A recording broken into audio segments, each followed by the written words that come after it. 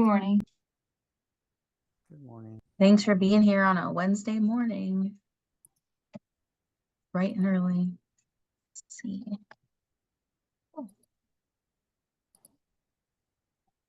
We'll give people a few more minutes to join. While people are joining, if you could put your name, pronouns, your role and organization in the chat, that would be great.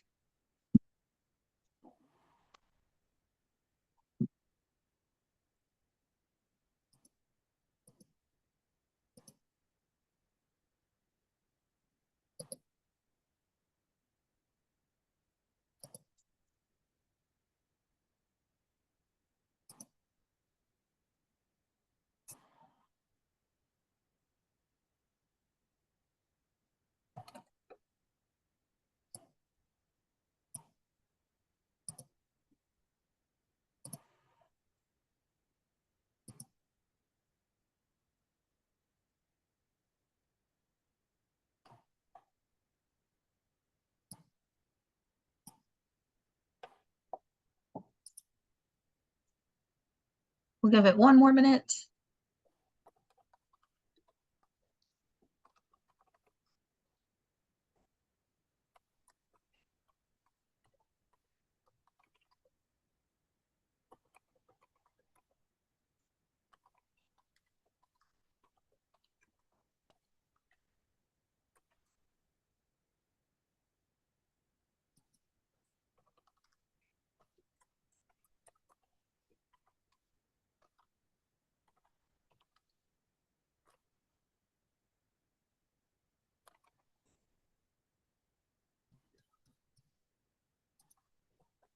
Okay.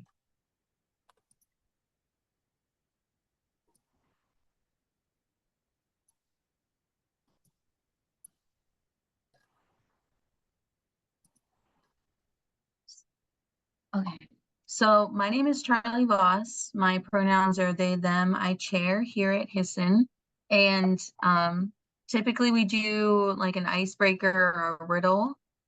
I do not have one for today, other than if you'd like to share what's your favorite thing about fall, maybe even Halloween coming up. I'm excited for that in the chat. We'll give that a little bit and then I'll hand it over to Lindsay Dent.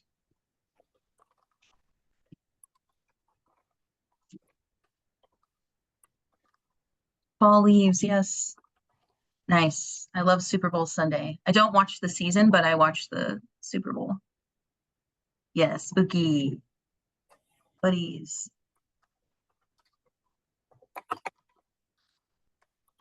Ooh, chilly. Mm-hmm. Cool and sunny mornings. Yeah.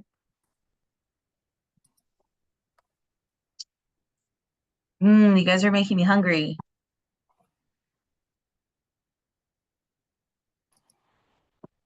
Yum. Cool. Okay. Well, it's 8:35. Lindsay, would you like to take it away? Sure. Good morning, everyone. Before we get into the presentation piece of today's meeting, I just want to remind everybody about our public comment process. Meredith with Washington County will post the link in chat if people are interested in public comment via our form. If not, please message me directly. The first two people that message me can have the floor, and then make sure to do so by 8:45 a.m. All right, so moving along, we actually just found out this morning that our presenters are ill. So unfortunately, they will not be presenting. I think that there's a nasty respiratory thing going around. At least I just am getting over it. So I hope everybody's well.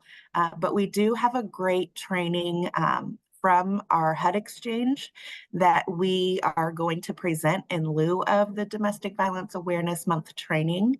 And so I think that the information you will find relevant in your role, and it will help us meet some of the requirements with our HSSN meetings. So I am going to share my screen. I hope that somebody can help me unmute. I always have trouble when I'm sharing screen in Zoom with my audio. So I'm hoping that everything works, but if not, please let me know.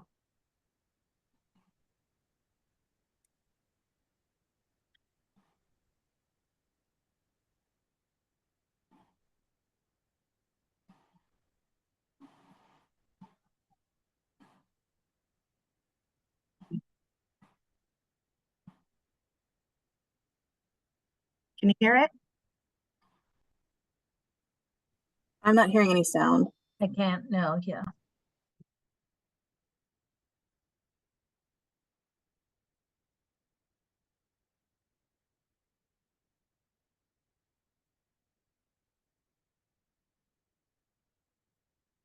How about now?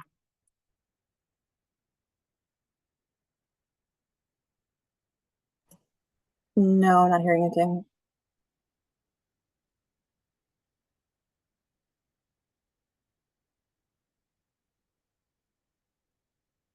Yeah, that in chat, you share computer audio when you hit the share screen in Zoom. I think it's under advanced.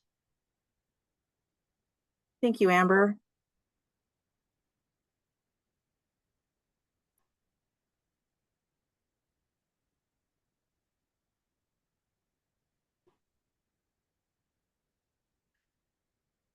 And it's one of those things you use so rarely. I've done it once. Auto. Might I also will find it. I've done it before. I know I'll do it again. So thanks everyone for your patience. checkbox at the bottom.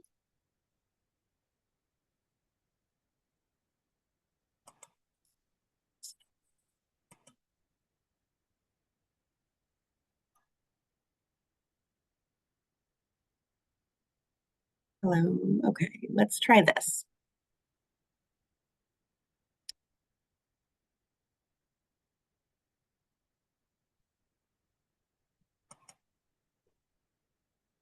How about now?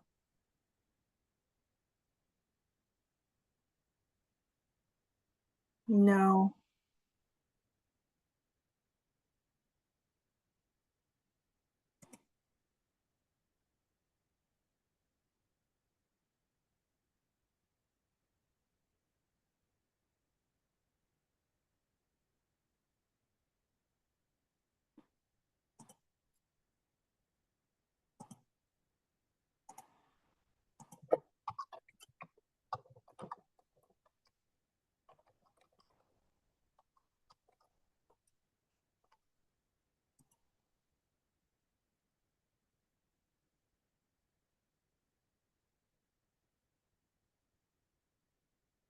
This says once you On. share, Go ahead.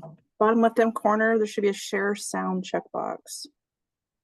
See, that's what it says online. I looked it up and I'm not finding the share sound checkbox anywhere. I know it must be here. So I do the mute. I apologize everybody, but I also appreciate your understanding of the great technical difficulties in this hybrid world we live in. I am going to share my entire screen and then hoping anybody can walk me through the settings that I might be missing. So, whoops, come on.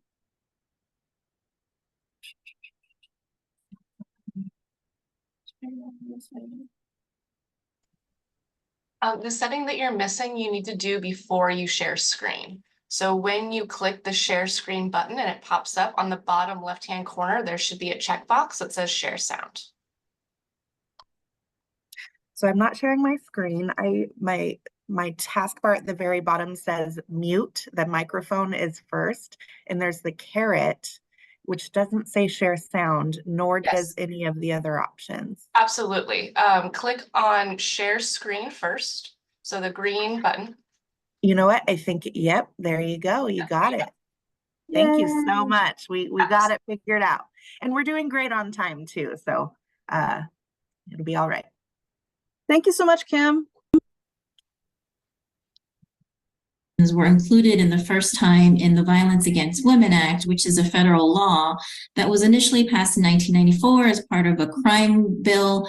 But in 2005, for the first time, we saw housing protections. And those housing protections are really created because of a national growing problem that we were seeing, where many domestic violence survivors were being evicted from their homes because of the acts of their abusers. And at that time, many housing providers had one-strike policies that did not differentiate between penalizing the perpetrator versus penalizing the victim. And so, as you might imagine, as a result, these one-strike policies led to evictions of the entire household or entire families because of the violence committed by the abusers, perpetrators, or harm doers. So unfortunately today, survivors continue to be penalized, including by many local laws that you might see in the form of nuisance laws or crime-free ordinances that penalize not only tenants, but also landlords and housing providers for calling the police too many times within a given period. And so with all of these barriers, what we are finding is that survivors are often denied housing or they are evicted from their housing for all of these reasons. There are also some other reasons that are related to the violence that they experience, such as bad credit, bad rental history, criminal records, bad landlord references, that all contribute to, again, multiple barriers that survivors face when they're trying to access and maintain housing. The Violence Against Women Act, which is a law that you'll hear about today, as well as the protections that it provides for survivors, as well as other laws, they provide critical protections to safeguard against situations where survivors could lose their housing for any of the reasons that we talked about. Also, if survivors believe that their housing rights have been violated under VAWA or any other laws, they can also file complaints with my agency, specifically the division where we have an Office of Fair Housing and Equal Opportunity. So we'll talk about that a little bit today as well, that complaint process. And other than that, you're going to get a lot of information today. And our goal is really to provide you with an overview so that when you encounter customers or consumers or clients who have experienced domestic violence and sexual assault, you'll know that there are resources available here to help you and that there are folks here that you can contact to get additional assistance. So along these lines, I do want to share with you the HUD website that we have on VAWA. Next slide, please. So this is a brand new website we have. It has a lot of information and resources related to the Violence Against Women Act, specifically the housing protections that survivors have.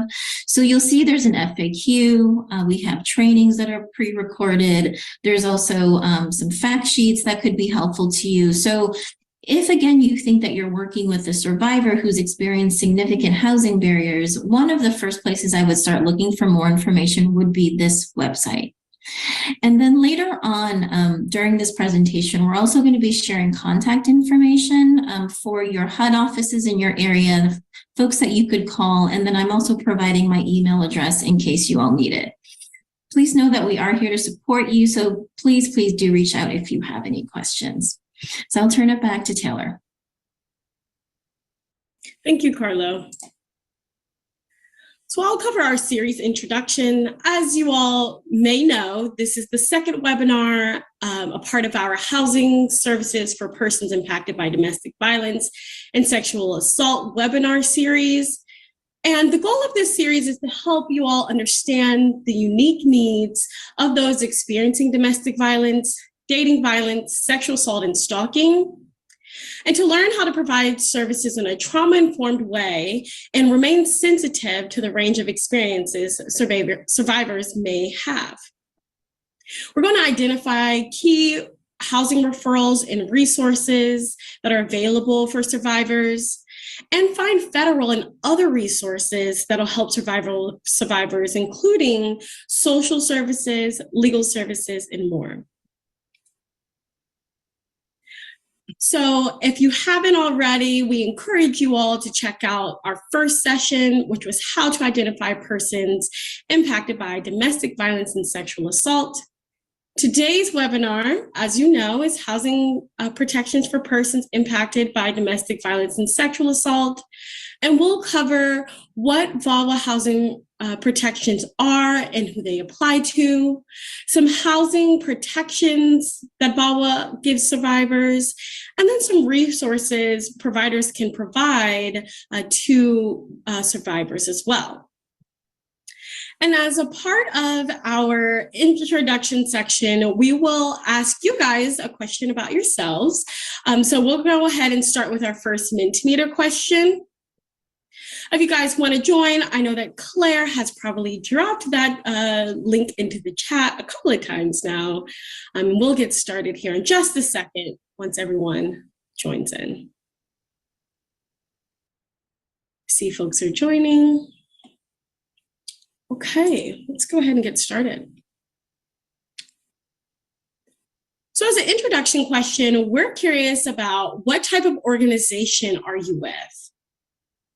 This information will help our presenters today tailor this information for you and understand where you are in this process and how you can help your survivors.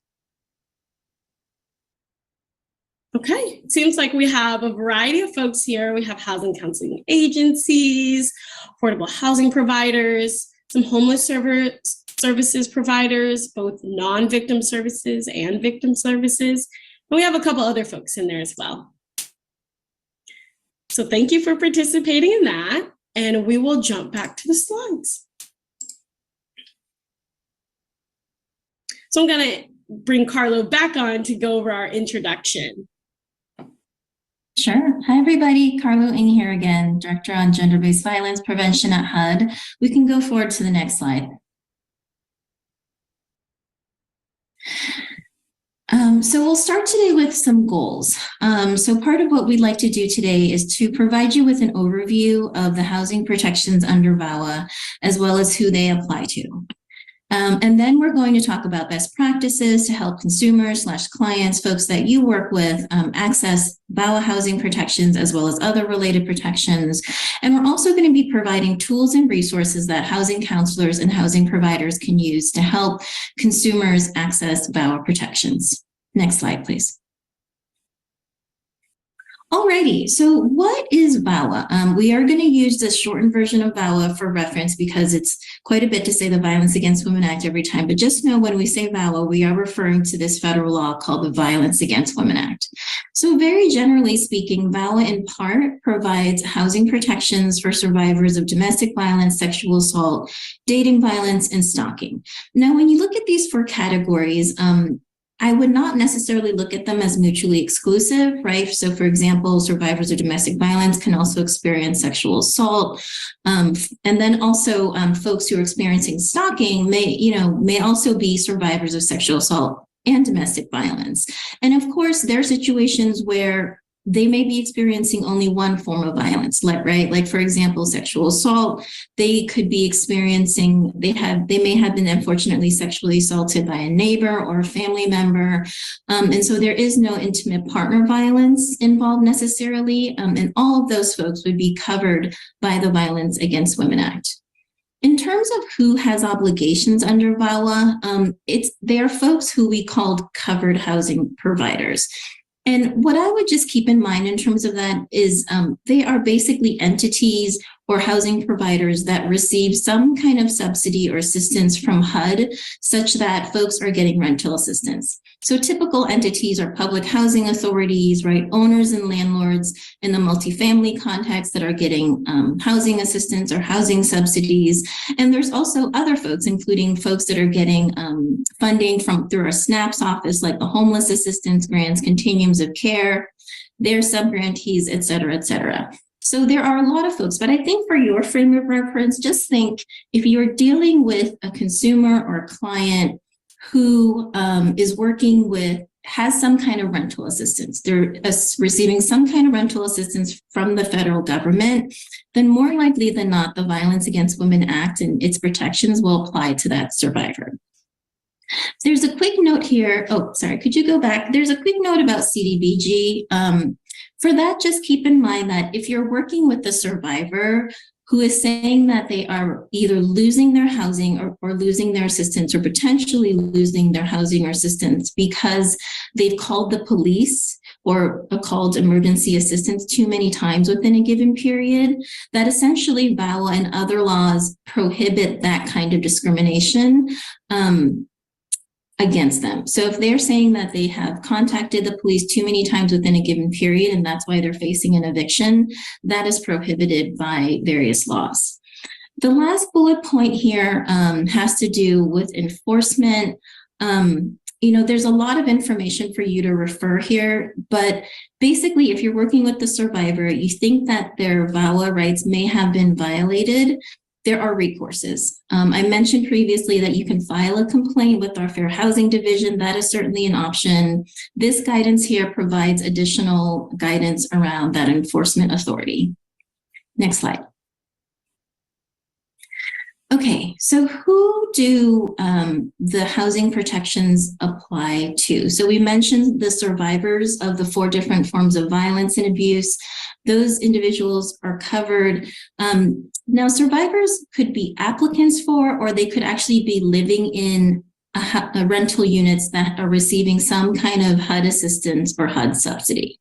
So certainly if they're living in units that are receiving HUD subsidies, then they would be subject to VAWA housing protections, but also if they're just applying, right? So if there is a survivor who is trying to get access to certain units, like public housing or Section 8 vouchers, they cannot be discriminated against because of the violence or abuse that they've experienced under VAWA. And even though the Violence Against Women Act is called the Violence Against Women Act, the protections actually apply to folks who are not only women.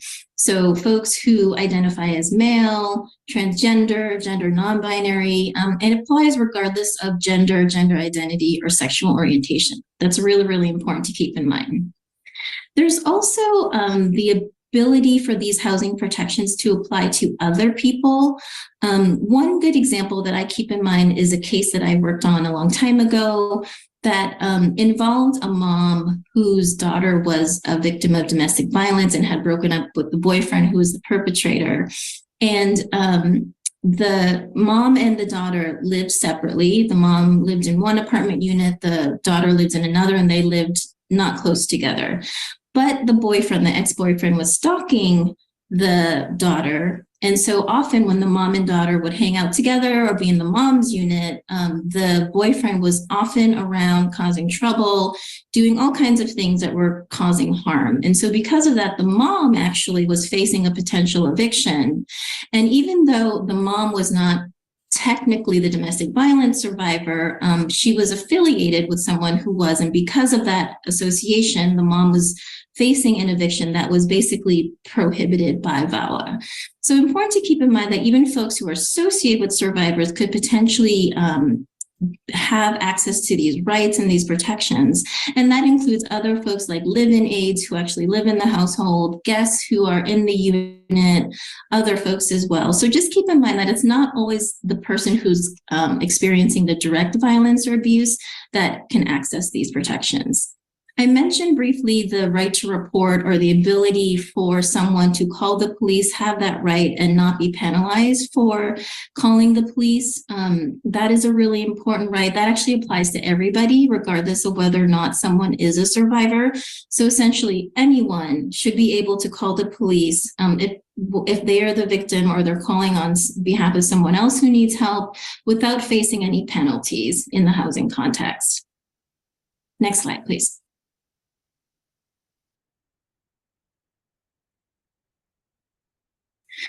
So we've talked about covered housing providers. So one question you might have is, well, what housing programs are we talking about? Generally speaking, again, I would just say if you're working with a survivor that is living in a rental unit that has some kind of federal housing subsidy, more likely than not, they are eligible for VAWA protections. But in this slide and also in the slide afterwards, we do have a comprehensive list of just the HUD programs that are covered by VAWA. And I say HUD programs because there are also a number of other rental assistance programs that are administered by the U.S. Department of Agriculture through their Office of Rural Development, as well as Treasury Low-Income Housing Tax Credit Program. There are also a couple of programs under the VA, the Veterans Administration. They're also covered, as well as one transitional housing program through the Department of Justice. So many other federal housing programs are covered, but these are the ones that are under HUD. And so, you know, the sort of programs that you all sort of know about, chances are covered. So public housing, Section 8, you see here 22811. Next slide, please. There's also the multifamily rental assistance programs, the Section 8 programs. I think you also saw the McKinney-Vento program, so the ESG and COC programs. You know, any program or units that are receiving assistance under those programs are also covered by VAWA. Next slide, please. We also have the ability as an agency to identify additional programs that we want to cover under VAWA. And in here, we mentioned the right to report, which we've talked about a couple of times. Now, you might have noticed that VAWA does not cover your run-of-the-mill market rate units, right? We didn't talk about that. So VAWA only covers federal housing programs that provide rental assistance. So does that mean that housing providers can go ahead and discriminate survivors all they want in market units? No, absolutely not. There are other laws that apply that we're not going to touch on today, but just keep in mind that there are laws like the Federal Fair Housing Act. There are state and local laws that apply that provide critical housing protections for survivors, but we're not going to get into that today because of time constraints. Alrighty, so I'll go ahead and turn it to, I believe, Gordon. All right. Thank you very much, Carlo. I appreciate that. My name is Gordon Levine. My pronouns are he and him. I'm a technical assistance provider with ICF. The majority of my time and my career has been spent in housing and homeless services, beginning at the community level and community action agency response, as well as leading local and state government homeless services response. Much of my time doing that work has overlapped with victim services providers and the role of VAWA in providing housing protections. And so I'm excited to join this webinar today and share with you a little bit about the roles of service providers and the actual housing provisions that VAWA offers to people who are living in subsidized housing. So the roles of service providers in implementing and applying VAWA housing protections. Fundamentally, the first thing that service providers are required to do is understand their clients' goals, experiences, and preferences. And we do want to plug our previous webinar in this series, How to Identify People Impacted by Domestic Violence and Sexual Assault. It is available through that link, which can be accessed through these materials when they're posted. Fundamentally, everything else that we're saying here proceeds from that understanding that your role as a service provider is ultimately to understand where your participants are coming from and what they need to get the level of protection and services that they need. It also necessarily involves recognizing and identifying when VAWA housing protections might be available to participants. One of the things that we discussed in our previous webinar series is that VAWA housing protections are available to a wide range of people, and that the presentations of people who might qualify for housing protections vary widely. And so there is, I think, sometimes a preconceived notion of what a person looks like or presents as, or how they request services that indicates that they are subject to or could avail themselves of VAWA housing protections. The reality is that VAWA is available to everyone, and that people present and request services in all sorts of different ways that could trigger the recognition in a service provider that VAWA might be an appropriate route of services. Providing education for clients on housing, on VAWA housing protections. This applies to people that you think may, as well as participants who at this time might not be covered by or need VAWA housing protections, recognizing that people's life circumstances do change over time. It involves assisting survivors in making requests related to VAWA housing protections. And elements of that include helping survivors contact your local HUD office, as well as supporting survivors in filing fair housing complaints with the Fair Housing Equal Opportunity Office. As appropriate, there is a level of advocacy for survivors with housing providers if that's something that a given service provider is able to do. If not, there is always the option to refer to service providers in your area who have a more active role in providing that protection and that advocacy. And finally, as noted, identifying appropriate referrals for supportive or legal services. One of the most important tools in the service provider toolkit, regardless of where you are in the housing and housing counseling world, is knowing who in your community provides the services that you don't. So when you identify someone who needs VAWA housing protections, having a relationship with someone who can do that advocacy and that connection can really smooth the way to ensure people get the services that they need. Next slide, please. Additional housing protections, one of which is identifying adverse decisions regarding housing assistance as a result of VAWA-covered violence and abuse committed against a survivor or related to VAWA violence and abuse. We're talking about identifying an issue and advocating on behalf of it. And two of the sort of core problem areas around that are the denial of admission or assistance, which can happen at the housing service provider level or at the landlord or property owner level, and the eviction and termination of assistance, which again also can happen at either the housing provider or at the landlord or property owner levels. Certain other housing protections include emergency transfers, which we'll talk about more in depth later, but focus on ensuring participants who need a different unit get into one as quickly as possible. Lease bifurcation, which addresses what happens when a subsidized household needs to separate as the result of domestic violence, and how to provide housing in a way that is compliant and participant-oriented in response to that situation. The right to report and who's covered by that right to report, and self-certification for VAWA protections. Next slide, please.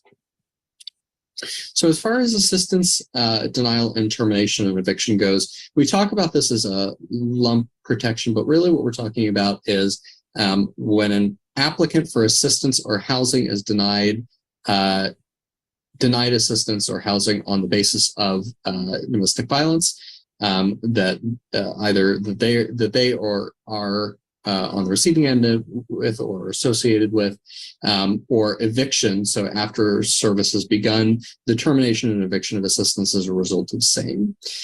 Housing providers can't deny admissions or assistance, and cannot evict, and cannot terminate a participant's assistance on the basis of the fact that they've been affected by VAWA violence or violence or abuse that is protected under the Violence Against Women Act because of VAWA violence or abuse committed against them, or for reasons related to VAWA-covered violence or abuse, such as an eviction history, bad credit history, criminal history. Survivors have to have the option to stay in their current unit, even if there has been criminal activity directly related to the violence, the VAWA-covered violence and abuse that we discussed. These VAWA protections that we're mentioning apply to residents, but also to tenants and to household members of those residents. So they apply to the family unit as a whole. And these protections, HUD refers to them as VAWA's core housing protections. The right to apply for assistance and not have that assistance limited on the basis of domestic violence or abuse, and the right to remain in housing, even if you are subject, unfortunately, to domestic violence or abuse. Next slide, please. So before discrimination happens, a potential action that a service provider might take is to educate clients about their rights, as we discussed, or ensure that that education occurs in partnership with a provider in your community that's prepared to make that education. After a potential incident of discrimination occurs, there are a variety of steps that service providers should take. Problem-solving immediate housing solutions, which is really oriented around getting folks as quickly as possible into safe, stable housing. Assisting with fair housing complaint or advocacy around advocating for those rather with their housing provider, referring them to legal services in the community, and connecting clients to other services. So we're going to go over the Mentimeter. We have a few scenarios that we'd like to go through with you. I can see that we've got a lot of interest in the Mentimeter. That's wonderful. If we can hop into our first question, that would be great. So we're going to run a scenario by you. We have a few of these. What we're asking you to do is to answer one or all of what is the most appropriate answers. So the situation is Tanya needs emergency shelter. She says that fighting in her apartment led to her eviction. What facts could suggest that she may be covered by VAWA's core housing protections? So we're looking for best answers here. You got a few seconds to put your answers in, then we'll throw that up on your screen. Congratulations to those of you who answered all of the above. That is absolutely correct. Any of these could suggest that Tanya would be covered by VAWA, that she wants to avoid staying in a particular neighborhood, that she has a housing choice voucher through the Section 8 program, that her eviction was due to criminal activity, or that she has a protection order against her partner. Wonderful. Let's go ahead and move right on.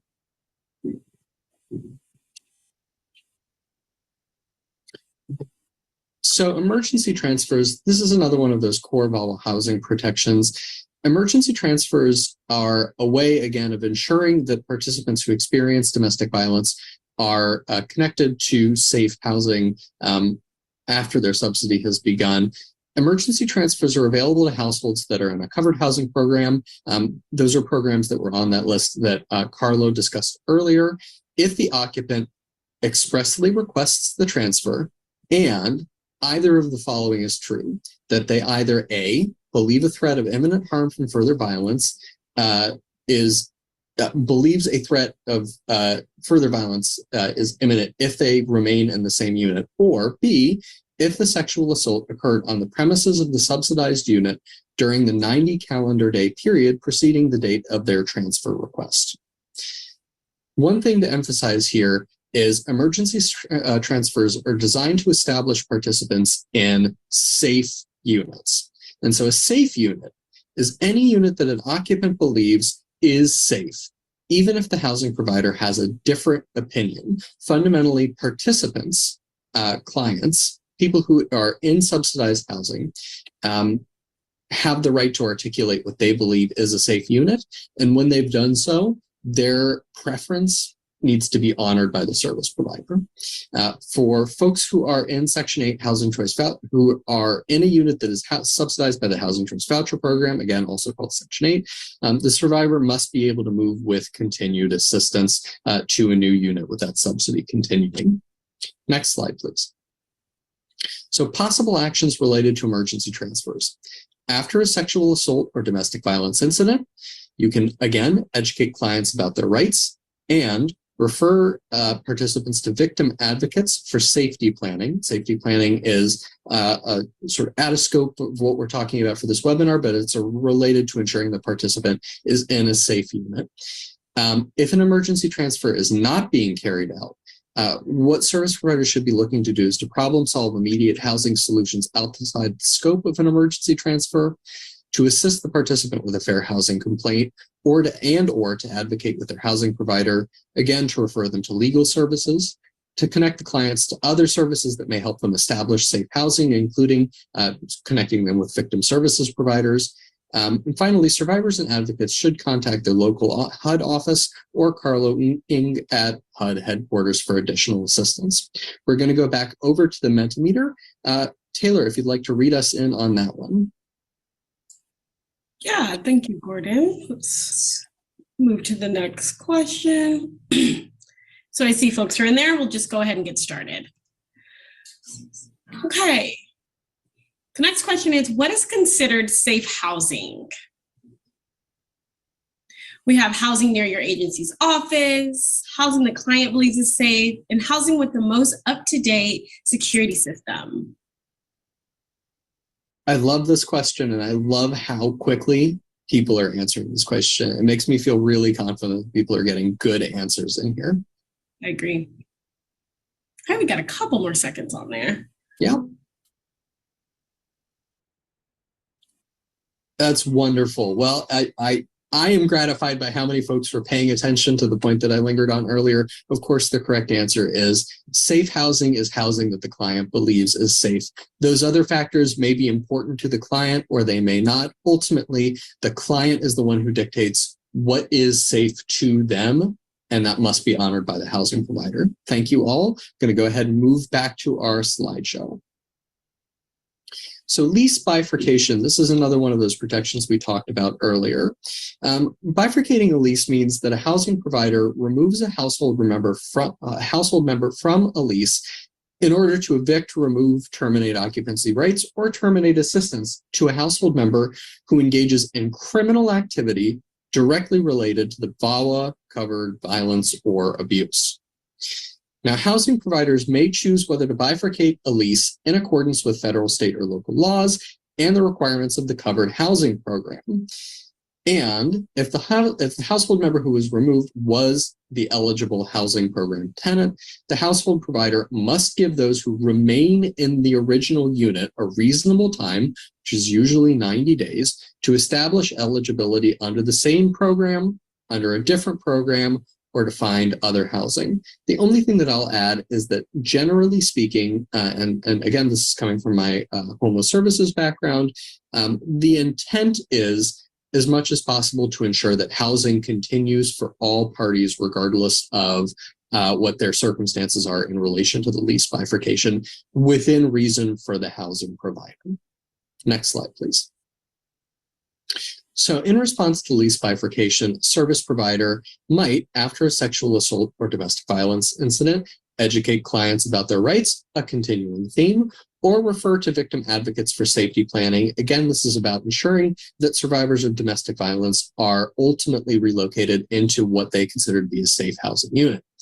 If lease bifurcation is not being carried out, service providers should assist with fair housing complaints or advocacy with a housing provider, make a referral to legal services, connect clients to other services, which again includes, but is not limited to, victim services providers, and problem solve immediate housing solutions to ensure that participants as quickly as possible are moved into safe housing.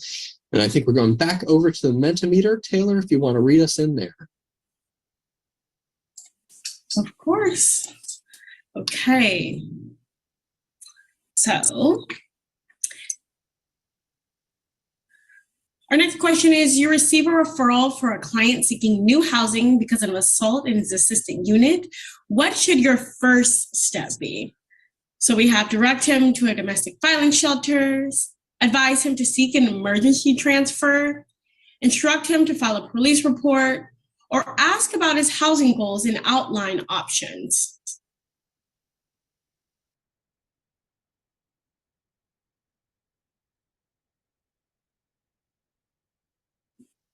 All right, well, congratulations. That looks like a plurality of folks there. The correct answer is, as we've been discussing, asking about his housing goals and outline options.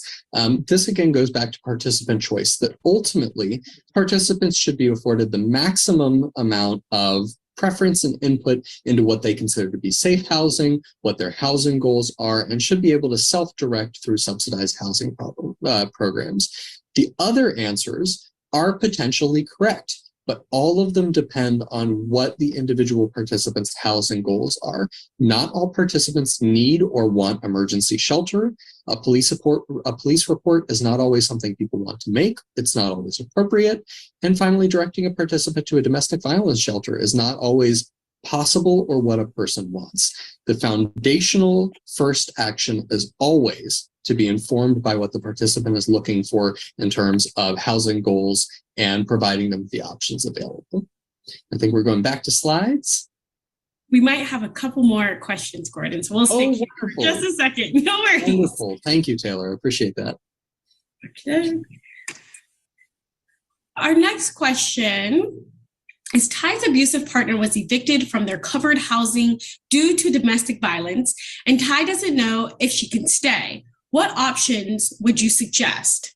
We have check Ty's eligibility to stay in the unit, ask if Ty feels safe to stay in the unit, request time from property owner to find other housing, or all of the above.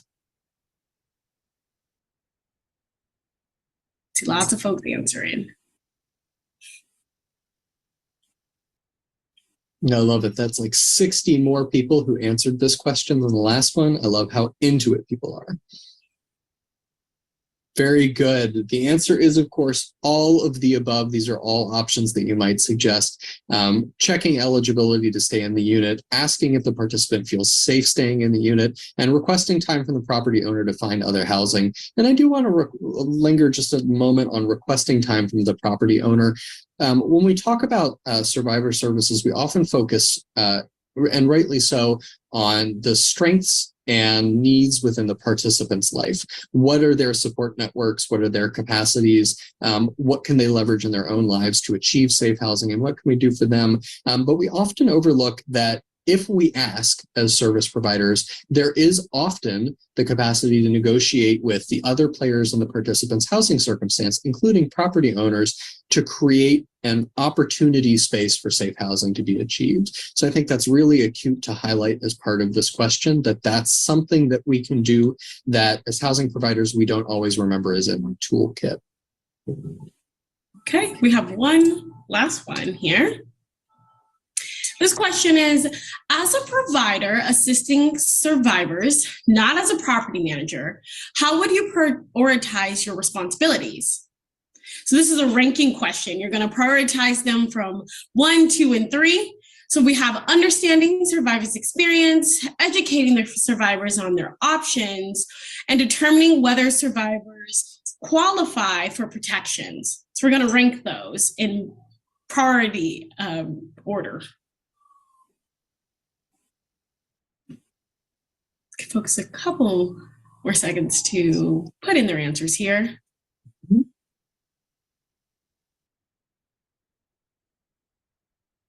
Alrighty, looks like the majority is in there. So we have first understanding survivors' experience, and if Gordon, you want to expand on that.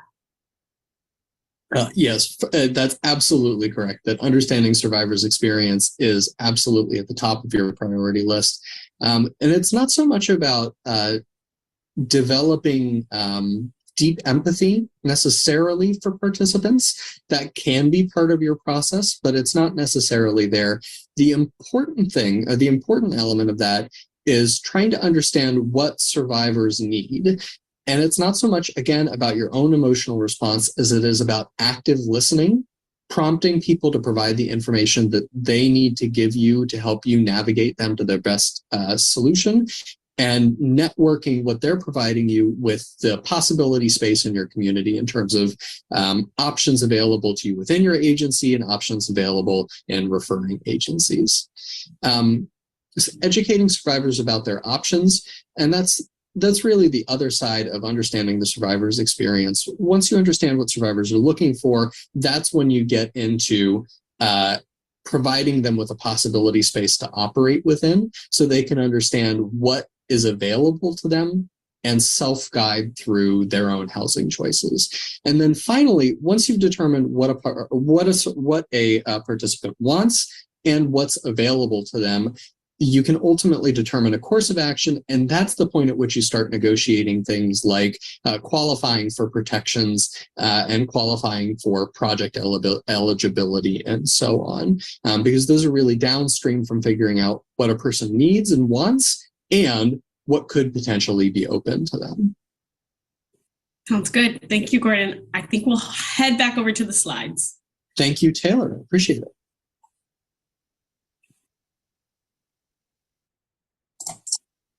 So we're going to look at really briefly at resources that are available to folks. Next slide, please. So these are all resources related to the VAWA protections that we've discussed today.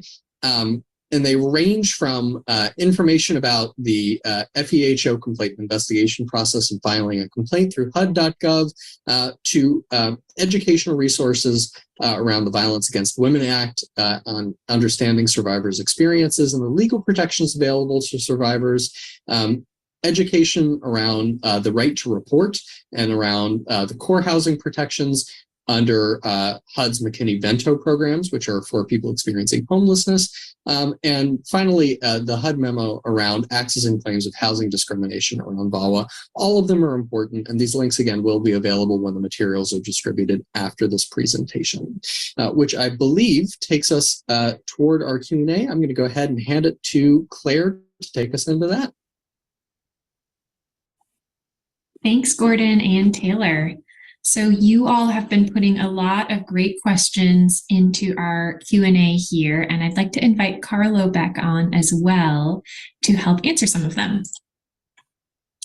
We can start, why don't we start with this question here? So Anne has written, what guidance can HUD provide for bifurcation? So what should PHAs do when a resident is seeking a bifurcation, but there's not enough documentation to grant an eviction? So I think I want to twist this question around a little bit and approach it from the position of maybe the advocate who's helping the client, but maybe one of you can speak a little bit to what would somebody need to submit when they're seeking a bifurcation if they don't have any court documents or something like that. Sure, I can get us started and maybe Gordon and others can jump in. So first of all, all of these situations involving survivors are always extremely complicated, right? Like the facts are always very specific to a particular situation or scenario. And so the way that we deal with them is very much on a case-by-case basis. There's no sort of like one particular policy approach that works for everyone or every situation. So just know that. And so like whatever we say today, it's really guidance. But the way that it actually plays out is going to vary based on the situation. But generally speaking, in terms of housing authorities, so I guess in that context, we're really dealing with public housing and also Section 8 vouchers. So what would generally happen is a survivor would have to express that they need some kind of help. Right. And that can look different. As we talked about today, survivors present differently, but to some extent, the survivor would have to provide something to indicate that they need. They probably won't use the word bifurcation, right? Because that's not a normal everyday word that people use. They'll say like, I'm in this horrible situation. I really need to find some other place to live. And so like, what can I do? Sometimes they will go to their landlord, sometimes they'll go to their owner, but sometimes the owner and landlord are part of the problem, right? Like there may be issues with the owner or landlord being part of issues related to sexual harassment, sexual abuse. Maybe it's, I've had a couple of situations where the landlord is actually friends with the abuser, right, or the perpetrator. And so the survivor does not feel safe, right, going to the housing provider and asking for assistance. So then they sometimes will reach out to a survivor advocate because they're seeking services for help, but sometimes they're on their own, right? And that means that if they are trying to access services, they might come to you, and like you might be actually one of the few people who could genuinely help them. And that's why, we're here today to talk to you, to help you kind of figure out sort of the ways that we can help survivors. So anyway, they would have to express that either them or the survivor advocate would have to express that they need help and they want to figure out what options they have. And so one option is a lease bifurcation, and that would mean they would stay in the unit and the harm doer would be kicked off of the lease as well as the unit. More often than not, the housing provider, if they get that kind of request, will ask for documentation. Now, legally, they don't have to. They can just accept a survivor's verbal account of what's happening, et cetera. But practically speaking, almost all housing providers I've talked to will ask for some form of written documentation. And the self-certification form, which Gordon mentioned, is available, right? We have a form called the House self-certification form that survivors can use, and the survivor gets to choose the kind of documentation? That's a big question in the field about like, well, who gets to determine what kind of documentation gets accepted?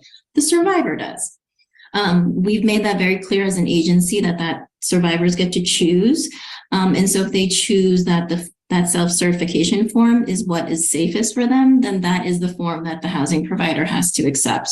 Now, it can get complicated when there are situations where different members of the household are saying the other person is the bad person and I'm the victim, in which case the landlord can and usually will ask for additional documentation. So they might ask for documentation from a survivor advocate or some other person who's working with that person to see like, okay, what exactly is happening here? So that's when things get messy pretty fast. But generally speaking, the self-certification form should be sufficient. And then, you know, the housing authority, it has to follow state and local laws to figure out how they can move forward with essentially a lease termination with the perpetrator. What I've seen is what they will do is they will, if they feel like there's enough evidence to kick that person out based on whatever has happened, then they will actually end that lease and then start a new lease with the survivor. So that there's a lot involved in that, right? There's a recertification that has to happen. They have to figure out the new income of the household and therefore the new subsidies. So all of this can take some time. And there's some questions about like, well, what's the interim rent, right? Like there's someone who's left, there's someone here, but in the meantime, we're trying to figure it out. So what rent do we charge? So we don't have sort of clear guidance on that. And so if you're in a situation like that, you're going to be working with the housing authority or some other housing provider that gets assistance from us. So please reach out to the local HUD office, and then, you know, we'll get the answers to those questions. Thanks, Carlo. That's really helpful. I think you covered there a few really important points, some of which were around documentation. So helping people figure out what feels safe to them in terms of how they document that these VAWA protections apply. And then also, as you just noted, it can be very complex, right, to sort through a situation. So seeking that extra help from HUD, I think, is a key point.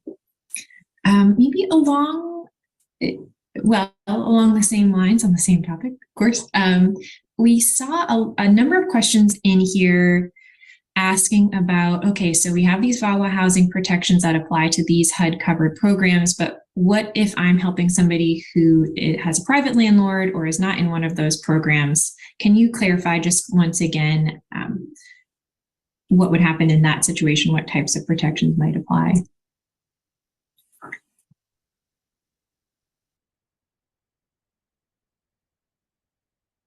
Maybe Carla, if you want to jump in. Oh, yeah, I'll concede that one to Carla. Sorry, I was actually reading a question. I'm sorry. Oh, well, no apology needed.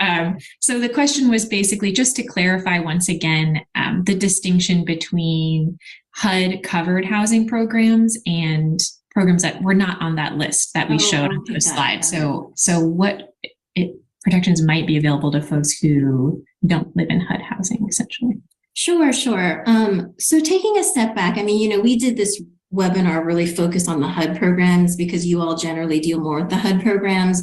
But in terms of VAWA and its housing protections, like I mentioned before, basically any federal housing program that's providing rental assistance to folks, they're more than likely covered by VAWA, which means VAWA protections apply in those units that are financed by that assistance or subsidy. So like I mentioned before, like everything on those two slides, so those are all HUD covered housing programs, but also Treasury's low-income housing tax program. Someone actually had a question about that. Someone also mentioned California's State Housing Finance Agency, which administers a federal tax credit. Those units are definitely covered. There's also several VA programs. Someone mentioned one of the VA programs. Those housing and homeless assistance programs also covered. USDA's multifamily programs are covered. Their voucher program is covered. So that includes all their farm worker rental assistance programs. There's also a home loan guaranteed program that USDA has. And then DOJ has a transitional housing program for survivors that's also covered. So all of that, any units getting any of that assistance is covered by VAWA. Now, outside of that, right, like any unit that doesn't have any of that kind of assistance, like I said before, it doesn't mean that there are no protections for survivors. I put in the chat as a response to someone's question, there are a myriad of state and local laws that come in. They come in and provide protections for folks where the federal laws just don't do very much, right? So you're talking about your market rate units.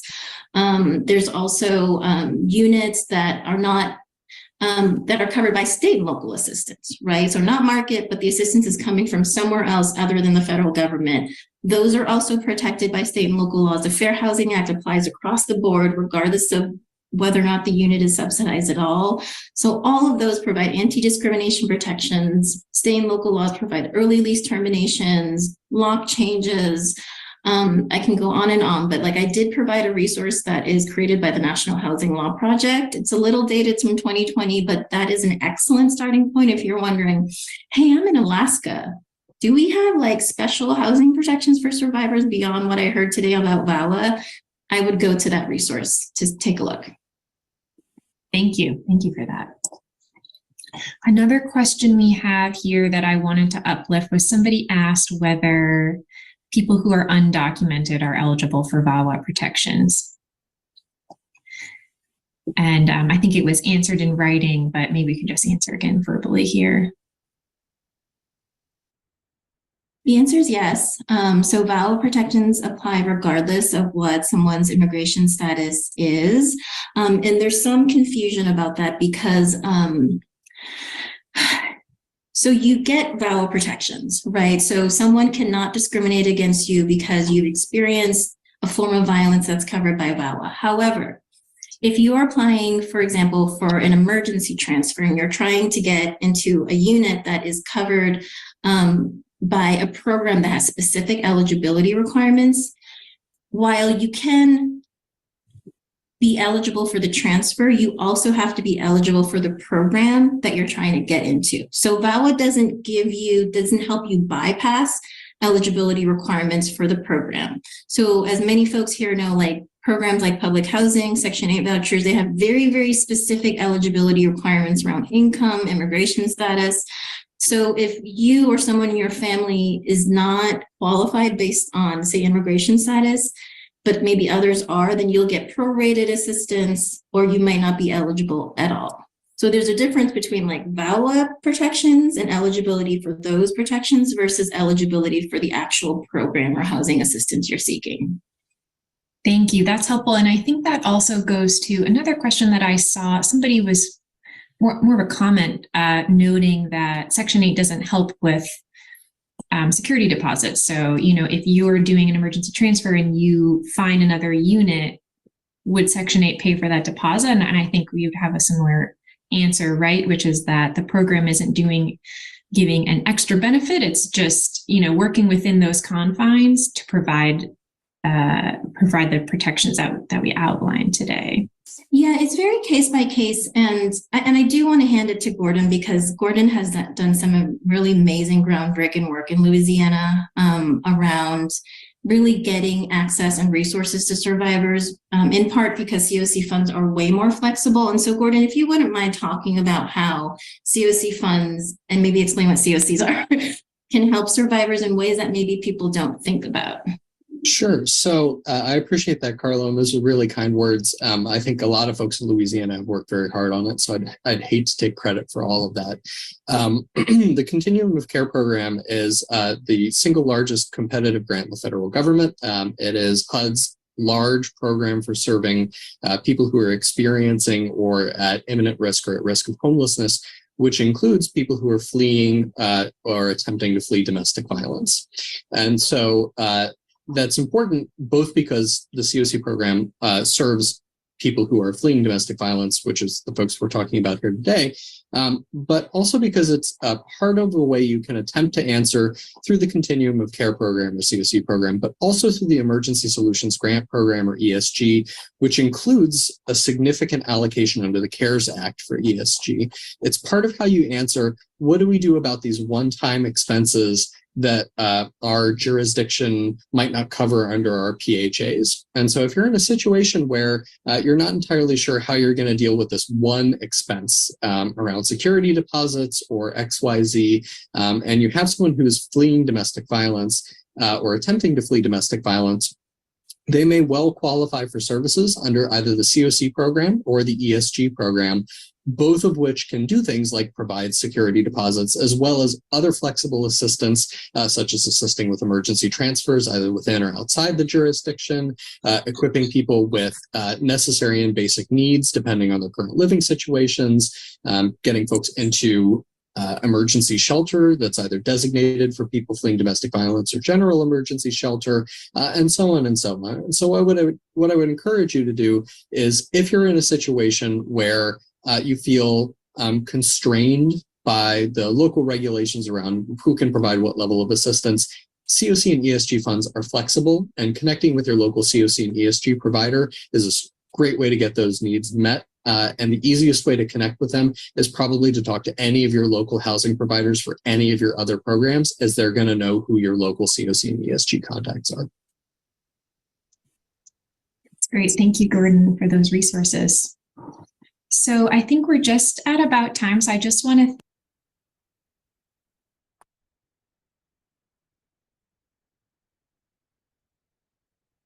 All right. Thanks so much, everyone. Hopefully you found, excuse me, that information helpful. I will place Jay's contact information in the chat as our COC representative at the county, but I'm going to kick it back to Charlie for the next piece of our agenda. Hey y'all. So I just wanted to make sure Nadia posted in the chat, but we will be forwarding all questions to our local DV experts and Washington County leadership for answers. So if you did have any questions, feel free to pop your email in the chat, and Nadia will go ahead and take care of that for you, or one of us will. Somebody will get to it. So I don't think we have had anybody with a public comment, but I'm just going to ask again, if anybody does have public comment. It is 2 minutes per person, just so you know, but I'll open the floor for anybody who does have a public comment and just didn't notify Lindsay. Yes, Shayla, go for it. I just want to make for sure everybody can hear me. Can you hear me okay? Yes. Okay. So I actually, interestingly enough, this topic has some things to do with some recent advocacy. I was staying at the Econo Lodge and recently got transferred out due to concerns of abusive behavior towards clients. And after I left, I got a phone call from a female client who informed me that she was going through a domestic violence type of situation.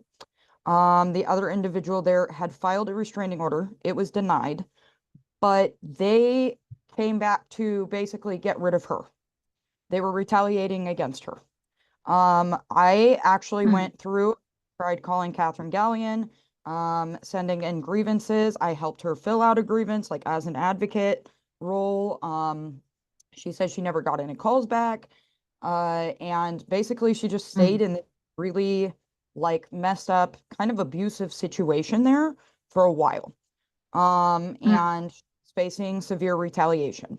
And so one of my concerns is that because I'm a person who also lives in these environments with other individuals, a lot of the times I get calls from other people seeking assistance, trying to connect with the county, trying to connect with the city, trying to connect with whoever they can to get help, and they're not getting help.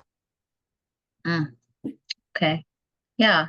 My suggestion, and other people a part of the council, feel free to chime in, but I think that if you pop your email in the chat, Nadia will be able to direct you to the appropriate people, unless anybody else from the council has anything to add to that.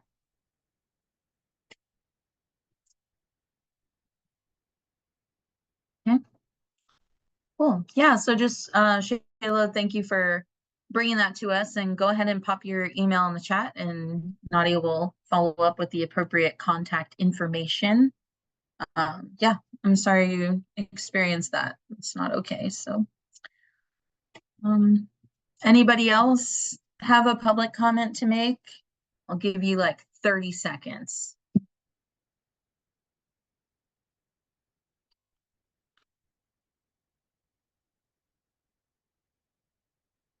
Okay. All right.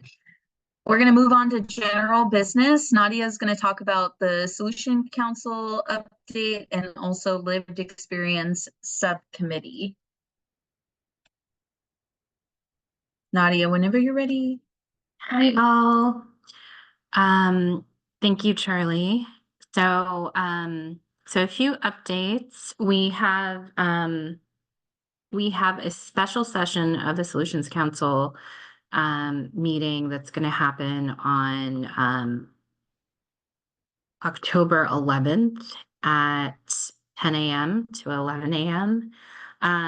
This will be on Zoom. If you have any interest in observing, you are welcome to email for the link. And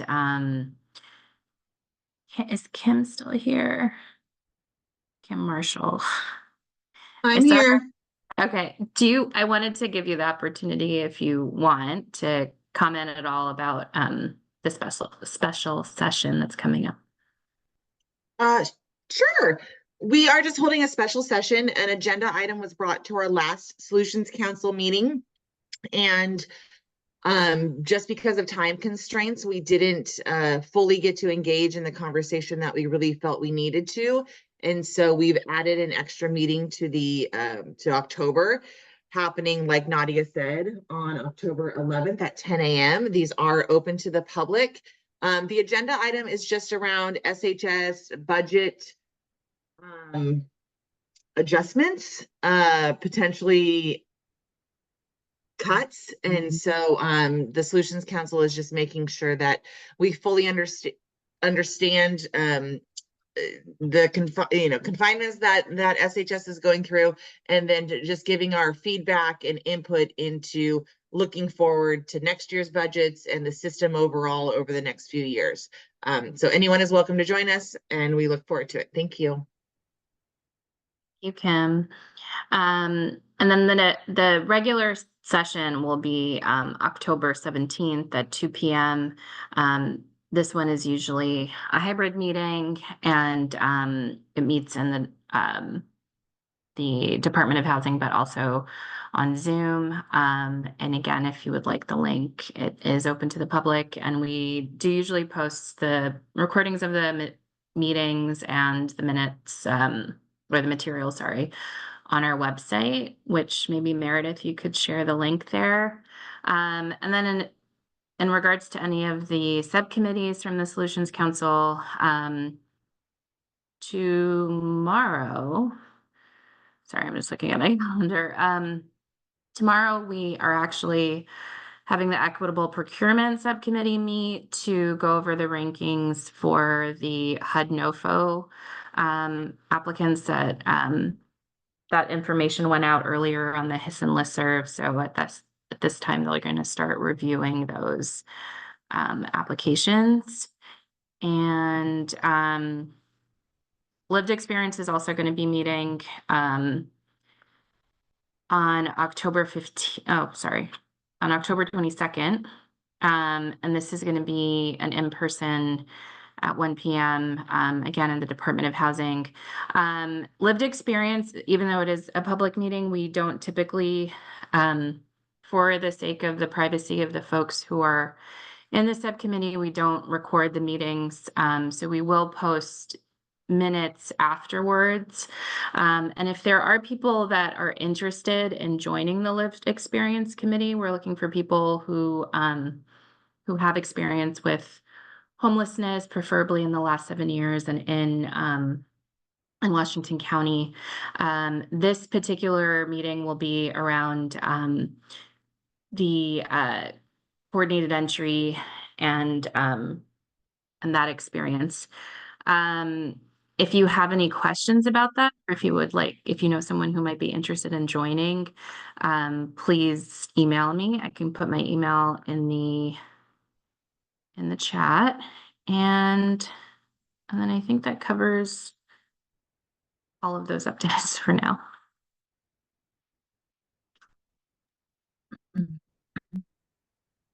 We're actually running a bit over time, Shayla. So if you do have a question or comment, can you pop it in the chat and it'll get addressed? We're gonna move on to Leslie, who is going to talk to us about the quarterly health and housing update. Leslie, whenever you're ready, take it away. Yeah, I'll try to get us back on time. So again, I'm Leslie Gong, she, her pronouns. I'm the Health and Housing Integration Program Coordinator. So I'll just kind of give a brief overview of some of the updates around integrating health systems into housing. So I just wanted to share again, we do have healthcare case conferencing. I think it's been a couple years now that has been piloted and occurring now on every other week, so twice a month. It's a great opportunity for individuals who are experiencing some type of clinical need. It's a space for health plan care coordinators and housing service providers to come together to help coordinate services to help address both health and housing needs. I think behavioral health has been a topic of need. So I just want to share, I'm going to pop in some links here. Just a reminder about behavioral health services in Washington County and some of the resources that could be provided. Nathan Howard is facilitating the healthcare case conferencing. And so if you have any questions, he would be a great point of contact. I'll also include his email in the chat. Another area that we are, so healthcare case conferencing started off as a pilot and now has become a part of our programming. Another model that we're testing is respite service or respite care services or recuperative care models. We are on the second year of piloting this model. We are calling the program a low acuity transitional support service, which hospital systems can refer participants who are facing or experiencing housing instability. And we have a space available for these participants to recover as they transition out of the hospital setting. So we have partners such as Virginia Garcia and Greater Good Northwest helping to support these participants as they recover and identify housing placements while they spend their time in this space. The National Institute for Medical Respite Care has been a standard for this concept, and they have a lot of great resources on the model, and we've been using it as a guide to test the model. I'll also share that in the chat. And then lastly, I mentioned earlier, I think about a quarter ago, a few months ago, about the Medicaid 1115 waiver that's coming. So just as a refresher, this is a waiver where our state has permitted us to demonstrate the use of or the services health-related, HRSN health-related support needs. I'll also drop that in the chat. Health-related social needs, which includes housing supports, nutrition supports, and climate supports. So climate supports went live as a benefit for individuals who are facing life challenges or transitions. So the climate went live earlier this year. Housing supports is something that is going to be available this November 1st. And then nutrition is another support that's coming up next year, early January. So I'll put a link in the chat about that just so that you can get a sense of the timeline and some of the supports that are being provided. As soon as these start to go live, I'll be sure to share more in future HSSN meetings. And I will, I think that's my quarterly update, and then I'll go ahead and put links in the chat if you'd like to learn more. Great. Thanks, y'all. So I'm going to send it over to Lindsay for some updates. Lindsay, whenever you're ready. Yeah, so I think we've got program updates and announcements. So anybody who has updates and announcements, welcome to unmute, raise their hand, or put in chat. But I did want to highlight that it is Hispanic American Heritage Month from September 15th to October 15th. So we're right in the middle of that, but there's a lot of exciting things happening in the community. Our libraries in Hillsborough are hosting their third annual Hispanic Heritage Art Exhibit, and that's free to all during library hours. There is also, I think it's today, in just a few minutes, there's the Economic Power of Latino Entrepreneurs in Hillsborough at Hidden Creek Community Center. So it's just an opportunity to honor Latino entrepreneur contributions across our community. And then finally, Centro Cultural. If anybody from that team is on the meeting, you're welcome to unmute or share what highlights you're having. But I have on my list here that Centro is hosting a Latina Power Luncheon on October 9th in Hilton downtown. So I can drop a link to that in the chat if you're interested and would like some tickets. And then the last thing I wanted to highlight is World Homeless Day coming up next week, next Thursday on October 10th. A lot of people maybe aren't familiar with that is something that is recognized worldwide.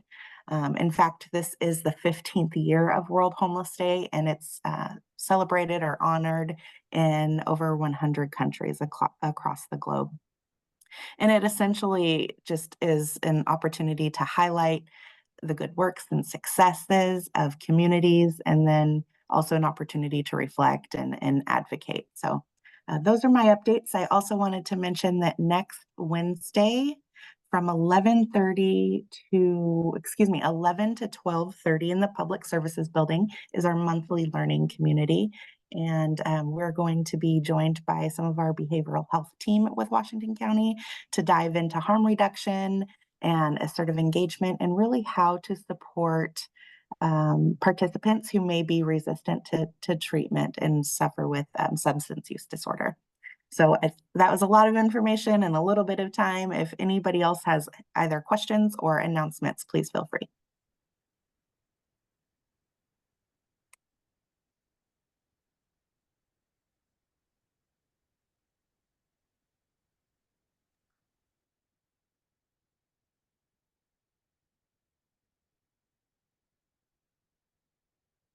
Can I give you one more minute for anything that you need? Also, Leslie has posted those links in the chat, so if you need those.